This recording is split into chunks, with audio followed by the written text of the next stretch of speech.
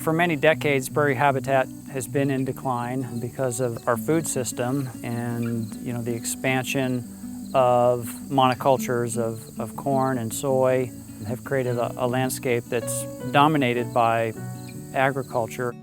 The monarch butterfly was petitioned for listing under the Endangered Species Act, so it's definitely a species in need of conservation action.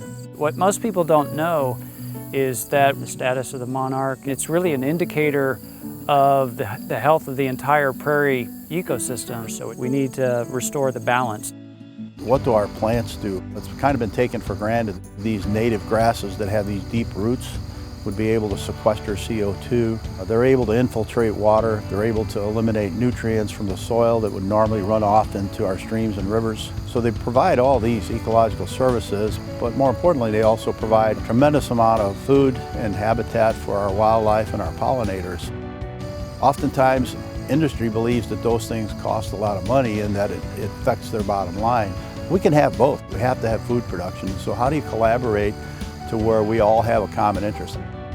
Our farms here have participated in prairie restoration for as long as 10 years. We're always looking for ways to add value. The biggest driver is the opportunity to maintain more soil moisture. Then we have the ability to use that prairie grass for the pollinators and the monarchs that are coming through. And now it's led us to the collaboration that we have with Roeslein Alternative Energy, venturing into how that prairie grass could be an alternative feedstock for digestion to make energy. This is a three-dimensional approach. We can have energy, we can have ecological services, and we can have wildlife habitat. And the landowners benefit from a market-based solution. The fact is that there aren't enough of those type of prairie patches across the landscape to support the monarch in enough numbers.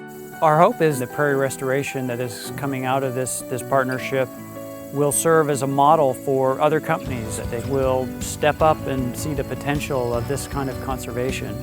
We're really creating another loop in the value chain that continually adds to an environmental impact. It supports our initiatives for carbon reductions, and it is the right thing to do. Seeing this kind of prairie habitat and all the monarchs flying around and using the plants there, it makes me optimistic for the future because it works on this farm, it's beautiful, it's productive, it's helping the farmer, it's creating a more resilient agricultural system. This kind of habitat can be replicated in many other places across the agricultural landscape.